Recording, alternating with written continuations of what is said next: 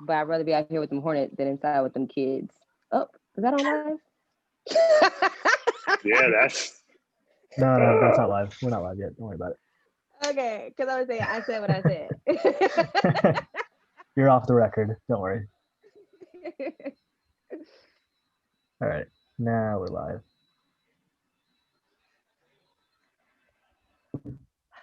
Erwin, what's up. you want to We're kick live? us off? Yep. Yes. Awesome. Welcome back, guys. I don't think I was on the last Brandbeats, but welcome back. This is Erwin. Welcome to another episode of Brandbeats. Again, the weekly installments where we were talking about whatever's happening in culture right now. The rest of the cast and crew, y'all can introduce yourselves, and then we can move into the topic. Well, I'm JoJo. I'm Lindsay. I'm Eric. Hi guys, we're back. Howdy. None of us was here last week because we didn't do it last week, and I'm gonna Oops. blame Erwin. But we're just gonna go ahead and blame Erwin for being missing last week. Yeah. Well, all right. Well, let's just move on into the topic. So before we hopped on, we were talking about what we wanted to talk about today, and brought up Megan Thee Stallion, and then that led into just Black women, the constant struggle, and even with trans lives and the constant struggle that exists there. And so I guess we just wanted to open the floor and talk about it. Because one, I didn't actually know all the details with Meg and Tori, and the fact that she didn't tell because she was scared about him getting hurt and all this other stuff.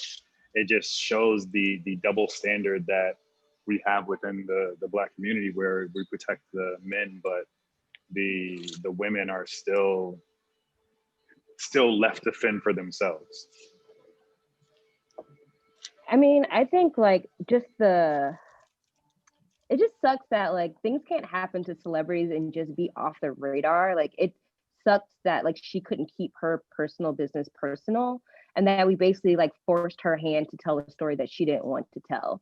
I think that says a lot about social media in its entirety, and like how, you know, people were blaming her and just like pinning her when, like you said, like she was actually like the one that was trying to protect everyone in this situation, when she was the one who got the worst end of the stick, and even afterwards continuously to still get the worst end of the stick. I think she kind of acknowledged like, you know, how she tried to like move on and like do other things, but people were like, did you really get shot in your foot? Like, why are you out and about? Why are you happy? Like, I just think all of that combined just shows the weight. And I would just speak on my behalf of as a Black woman of like what we have to carry, not only in our own personal lives, but like outwardly too. I think it also goes to show like Black women, we are taught at a young age that we lift up our men and we stand behind our men. And I mean, I take that to heart. I'm sure there are millions of Black women out there that take that to heart. And Megan Thee Stallion, to me, took that to heart. Like she was really trying to protect him and keep what else like, was going on with the situation as private as possible. And she still ended up the one being told she's lying. She's, you know, it did, like Jojo just said, like, did she really get shot? And she did. She had to share something so personal, but just like goes back to like such a cultural thing. It's like we're still going to go to bat for our own culture and our men and try and protect each other. And she was just left hung out to dry. And it just also goes to show there's still such a cancel culture and silencing Black women when we're trying to speak up for ourselves by her public or his publicist basically attacking her and telling her and other people like she's lying and to keep quiet. I mean, how? Why? Like, why do we continue to silence Black women if we're trying to uplift this community? Mm-hmm.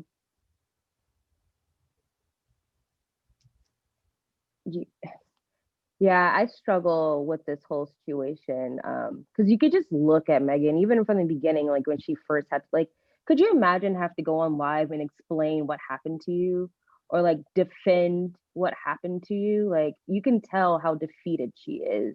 And then like imagine that she still has to go promote her music, promote and like make videos and content and stuff for us to see, like that itself, I feel for her. And it actually like really sucks that, you know, she has to carry that weight and that burden. And not just her, I'm sure there's other women, you know, too, who do the same thing. Like nothing is personal, and like you always have to have a face even when you're hurting. And that goes for just Black women at home, with families, with work, just in general. I think that concept, yeah, it's something that we overlook and don't really acknowledge. And again, like the fact that she had to say something, like I'm like, being a consumer, I'm like, okay, I'm glad that she told us, but I'm also like, damn, that sucks that she had to tell us. Mm-hmm. So I was even gonna say, we're talking about her as a celebrity, and even she's going through this and has to face this. So just thinking about the day-to-day lives, and I can only speak from a Black man's perspective, but even from a Black man's perspective, realizing that every woman is someone's daughter. And one day that could be my daughter, or some women are someone's sister and I have a sister. Some women are someone's mother and I have a mother and I have a grandmother. To think about these women who aren't celebrities, who are going through these types of things every day and have to show up on a daily basis. And we've been talking a lot about like showing up to work and that experience of being Black and a POC within the workspace. And just think about all of the things that a Black woman has to go through on a day-to-day and still just show up. And that's the expectation. And that's the thing that is known. That's like essentially the training, where it's like, you know that you're gonna have to show up. It's almost not an additional thing. I think one thing you always say is that you're built for this, but I feel like that's part of that cultural, the normalization of that sort of, that weight that a Black woman literally has to carry without help every day. Yeah. Steering off a little bit, because I kind of know that we were talking about Megan, but on the topic of Megan, I kind of wanted to bring up WAP, because I know it's been trending and like people have been going back and forth with whether the song and the video is trash or not. And like, I think that kind of goes hand in hand with what we're talking about, is like the women's like ability to express themselves however the fuck they want to, and not be shamed for it. Because I mean, for generations, men have been doing it, sexualizing women. And when we do it, sexualizing ourselves, it's a problem. And I remember like Cardi B coming on live and was just saying like, when I try to make songs that weren't about, my vagina, y'all didn't want that. What was that song? Be Careful With Me. She said like, people were like, what is this? I didn't ask for this. You know what I mean? So she's like, I'm gonna keep talking about my vagina because it makes me money. And they get backlash. So I don't know. It's like a lose-lose situation when it comes to like women and like the ability to kind of express ourselves. Yeah, I'll say as a consumer of like rap music, there's so many dudes that have songs that are a million times raunchier than that, and they never get any flack. It's like the biggest double standard ever, Yeah. Like just because a woman does it, now it's a problem. It just doesn't make sense. Yeah, like Too Short. Oh my God. I was just thinking about Too Short. Yeah. The celebrated and loved Too Short, or even like some of Trick Daddy's old school songs. I mean, like all of these like songs were like these songs. They were like hits, and you like would go to the club, dance to them, and like love them. And they maybe caught like a little bit of flack outside of like the Black community, but they didn't like catch that much within the community. Whereas like this is like national headlines that they can't express their own sexuality. Again, it goes back to this whole idea of like, people want to be in control of something, and people want to be in control of other people's stories and other people's narratives. And like, we'll tell you how sexy you can be. You don't try and like tell us how sexy you are. That's crazy now. Like, that's what it feels like. It feels like the same thing that we try and dismantle, which is supremacy and white supremacy. But we even have that within our own spaces, where you still have just in general male supremacy of trying to control the story and narrative of women, and especially Black women.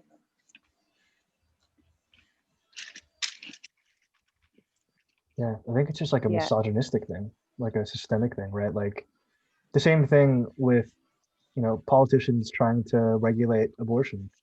Like, we can't tell women what to do with their own bodies. Like, that's on them. So again, huge fucking double standard. I hate it. But yeah, it's just, I don't know.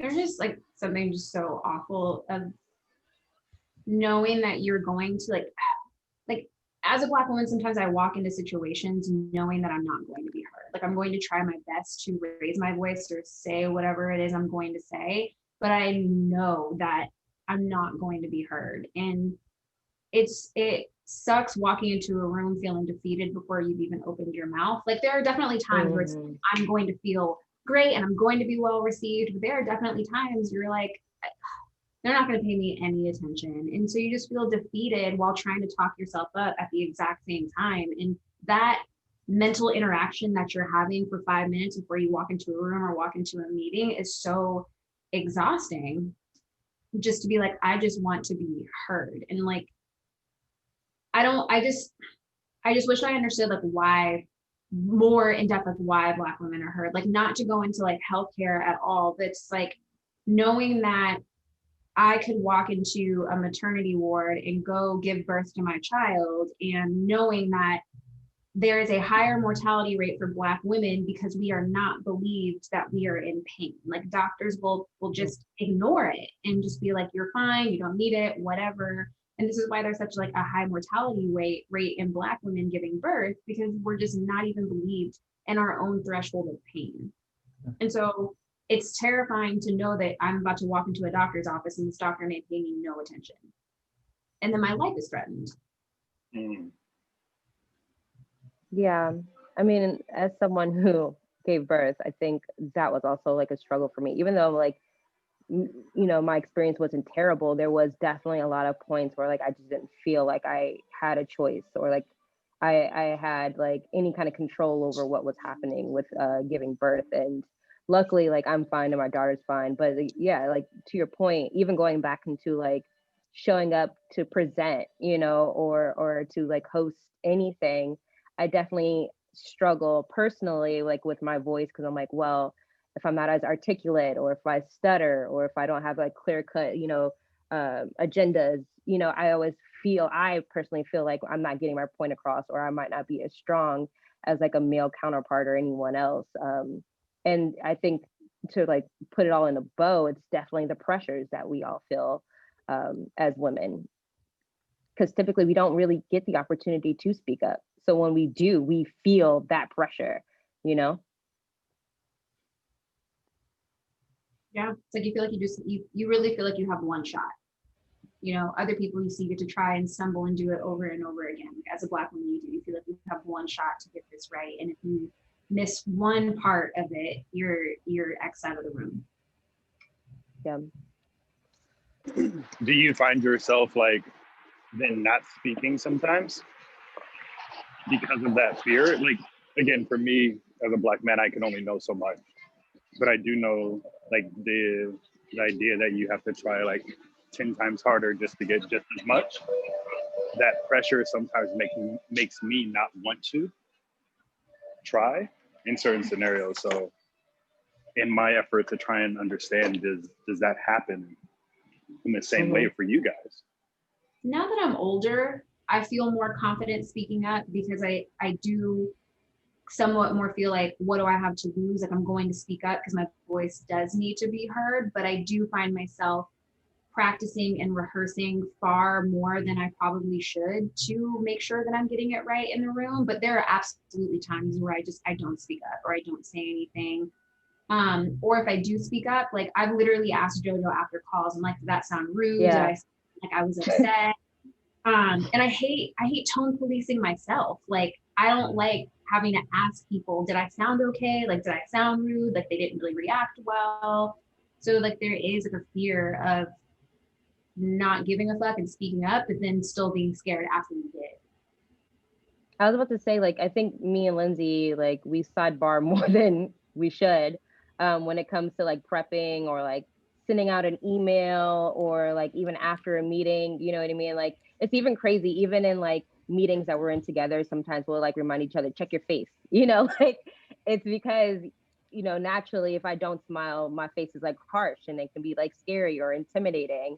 And so we're constantly having to like remind each other, you know, to straighten up, you know what I mean? To like, I don't want to say don't be yourself, but like to kind of be more mindful of how you're looking and how you're presenting.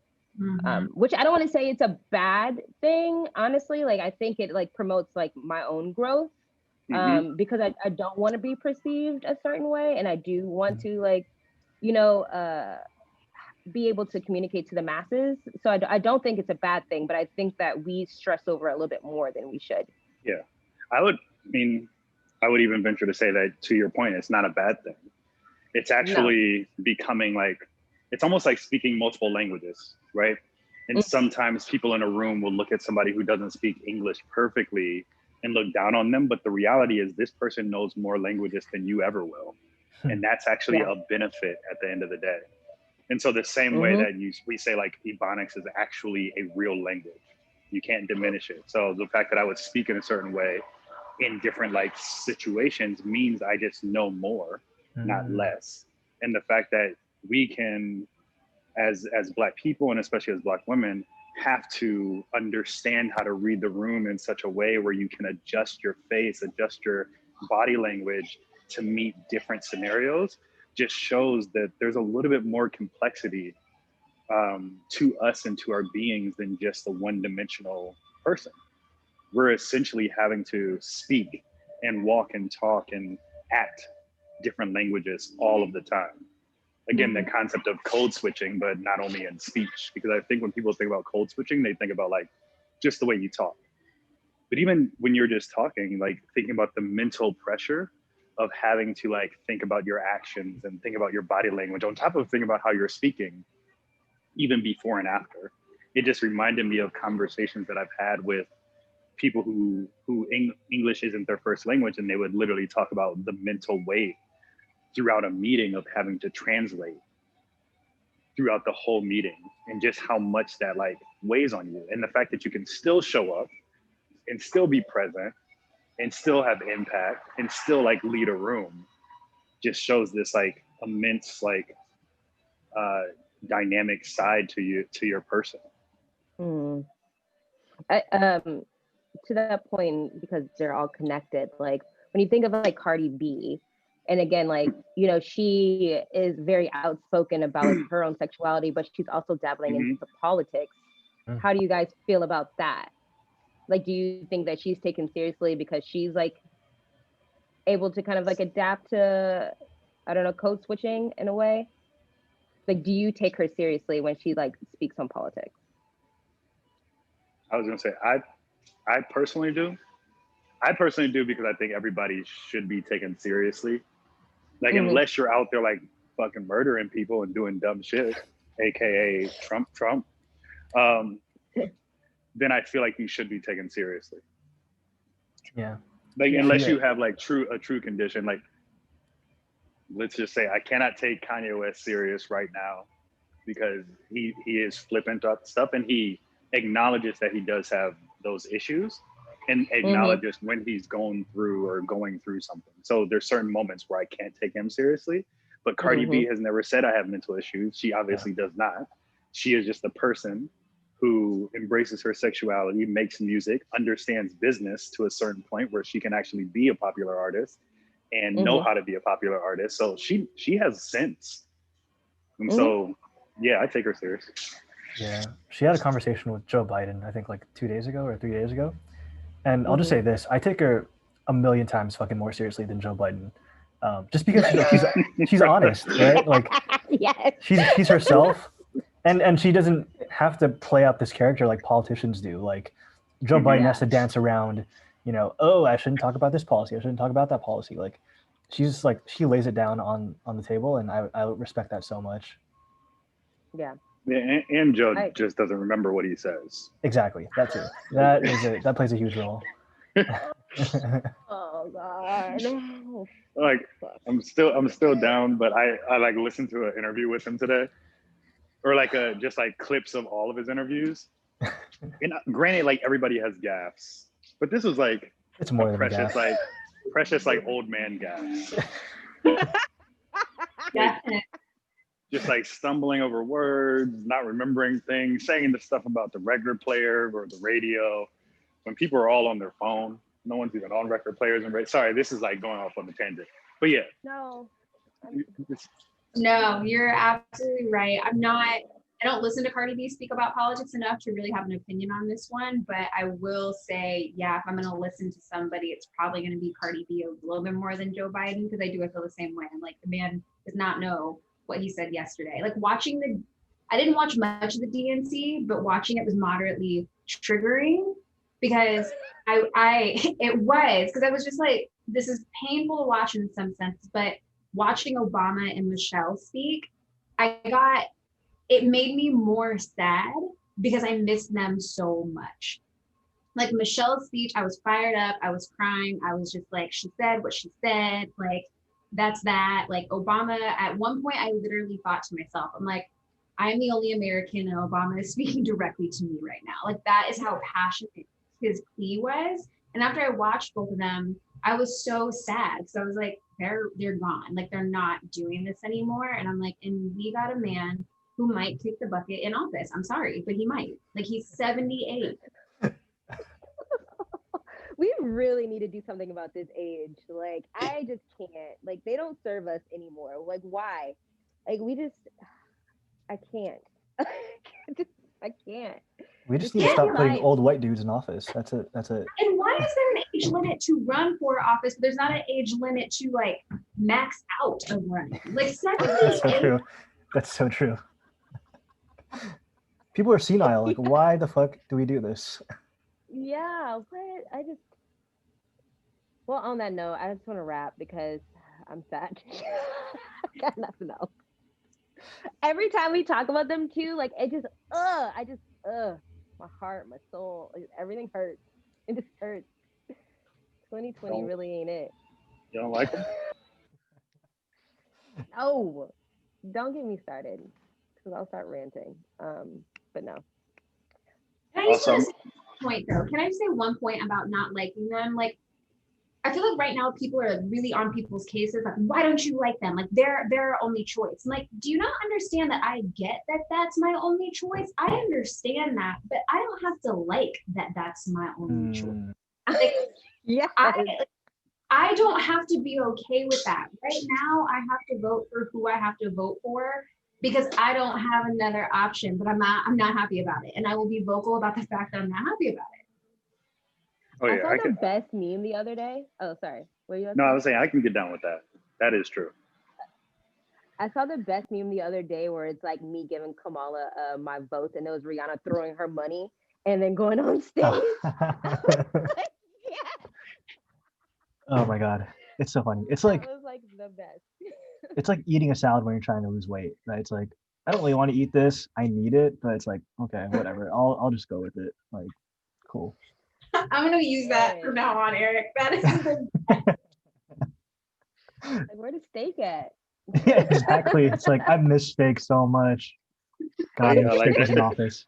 I like that Biden is just salad. It's just a fucking salad. It's like, okay. Just like not even salad with any like protein. There's no dressing. There's no croutons. No. It's just like, all right, just fucking lettuce. Like, cool. And like that purple shit, on it. You know? He don't even get the tomatoes. Just leave it. No, it's just baby spinach and that's it. It's just a box of baby spinach. Not even a fresh salad, just like a box in like wilted. Like it's almost at its expiration date.